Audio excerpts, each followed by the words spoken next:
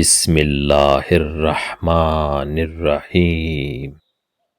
شروع اللہ کے نام سے جو بڑا مہربان نہایت رحم والا ہے۔ باپ کا بیٹے کے لیے اس سے بڑھ کر کوئی عطیہ نہیں کہ اس کی تعلیم و تربیت اچھی کرے۔ میری کمر 2 آدمیوں نے توڑ دی، ایک جاہل عابد و زاہد نے، دوسرے دین کی حد تک توہین اور بے توقیری کرنے والے عالم نے۔ علم بغیر عمل کے وبال ہے اور عمل بغیر علم کے گمراہی ہے۔ جاہل کو ایک دفعہ عذاب دیا جائے گا اور عالم بے عمل کو 7 دفعہ۔ جو شخص تلاش علم میں نکلا وہ اپنی واپسی تک گویا اللہ کی راہ پر چلتا رہا۔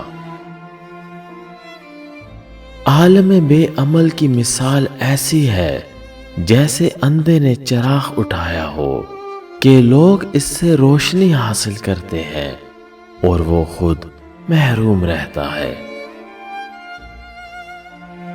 جاہل کا دنیا میں پڑ جانا برا اور عالم کا دنیا میں پڑ جانا بہت برا ہے۔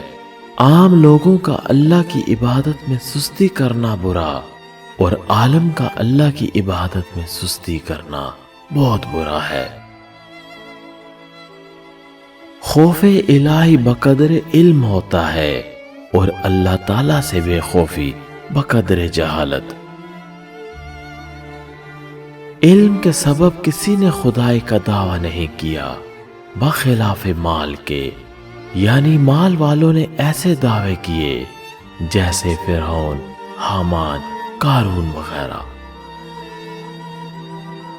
علم انبیاء کرام علیہم السلام کی میراث ہے اور مال کفار و اشرار کی میراث ہے۔ شریف آدمی جب علم حاصل کرتا ہے تو اس میں مزید تواضع و انکساری آ جاتی ہے، اور کمینہ و بدخصلت آدمی جب علم حاصل کرتا ہے تو اور زیادہ بڑائی و تکبر کرنے لگتا ہے۔ عمل بغیر علم کے سقیم و بیمار ہے اور علم بغیر عمل کے حکیم یعنی بانجھ و بیکار ہے۔ قبل اس کے بزرگ بنو یعنی تمہاری عمر زیادہ ہو جائے اور بڑھاپا آ جائے، جوانی میں علم حاصل کرو۔ جو آدمی اپنے آپ کو عالم کہے وہ جاہل ہے اور جو اپنے آپ کو جنتی کہے وہ جہنمی ہے۔ اے اللہ، تو مجھے ایسا کر دے کہ میں علم کے ساتھ بولوں اور علم کے ساتھ خاموش رہوں۔ جب تم کسی صاحب علم کو دنیا کی طرف مائل دیکھو تو سمجھ لو کہ دین کے بارے میں وہ قابل بھروسہ نہیں ہے۔ علم بغیر عمل کے کچھ نہ کچھ نفع دے دیتا ہے، لیکن عمل بغیر علم کے فائدہ نہیں بخشتا۔ مالداروں کے ساتھ عالموں اور زاہدوں کی دوستی ریاکاری کی دلیل ہے۔ علم مال سے بہتر ہے کیونکہ علم تمہاری حفاظت کرتا ہے اور تم مال کی حفاظت کرتے ہو۔ مال فرعون و حامان کا ترکہ اور علم انبیاء کرام علیہم السلام کی میراث ہے۔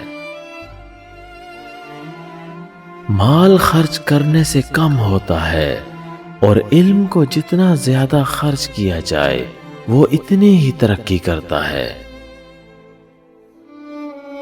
مال دیر تک رکھنے سے فرسودہ، ناقابل استعمال اور ضائع ہو جاتا ہے، مگر علم خواہ کتنا ہی پرانا ہو جائے اس کو کوئی نقصان نہیں پہنچتا۔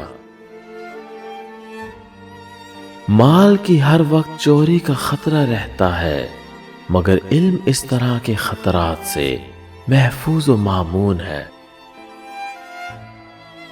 علم کی کثرت سے دل کو روشنی ملتی ہے اور مال کی کثرت سے دل تاریک ہوتا چلا جاتا ہے۔ کثرت مال ہی کی وجہ سے فرعون نے خدائی کا دعویٰ کیا تھا۔ مال کی کثرت سے بے شمار دشمن پیدا ہوتے ہیں، مگر علم سے ہر دل عزیزی ہی حاصل ہوتی ہے۔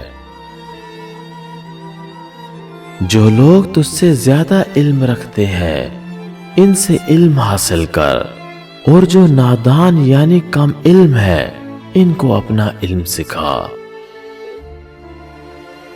رحم کے زیادہ مستحق 3 شخص ہیں، وہ عالم جس پر جاہل کا حکم چلے، وہ شریف جس پر کمینہ حاکم ہو، وہ نیکوکار جس پر کوئی بدکار مسلط ہو۔ صاحب علم اگرچہ حقیر حالت میں ہو، یعنی پھٹے پرانے لباس اور غربت و افلاس کا شکار ہو، تب بھی اسے ذلیل نہ سمجھو۔ اگر کسی سوال کا جواب معلوم نہ ہو تو اس کے جواب میں لا عالم کہنا نصف علم ہے، لہذا اپنی لا علمی کا اظہار کبھی برا نہ سمجھو۔ خواہش نفسانی کو علم کے ساتھ اور غضب و غصے کو حلم یعنی بردباری کے ساتھ مار ڈالو۔ خاموشی عالم کے لیے باعث زینت اور جاہل کے حق میں اس کی جہالت پر پردہ ڈالنے والی ہے۔ علماء کا فقر اختیاری ہوتا ہے، یعنی وہ سب کچھ ہوتے ہوئے بھی اتباع سنت میں فقر و فاقہ کرتے ہیں۔ تمام خوبیوں کا مجموعہ علم سیکھنا، اس پر عمل کرنا، پھر اوروں کو سکھانا۔ پہلے جہل ہوتا ہے، پھر علم، پھر اس پر عمل، پھر عمل میں اخلاص۔ اگر تم اپنے علم پر عمل کرتے تو دنیا سے بھاگتے۔ علم میں کوئی شے ایسی نہیں جس کی وجہ سے دل میں دنیا کی محبت پیدا ہو، بلکہ علم پر عمل کیا جائے تو وہ بندے کو دنیا و اسباب دنیا سے بے رغبت کر دیتا ہے۔ عقل کی اصل علم اور علم کی اصل صبر ہے۔ طلب علم میں شرم مناسب نہیں، کیونکہ جہالت شرم سے بدتر ہے۔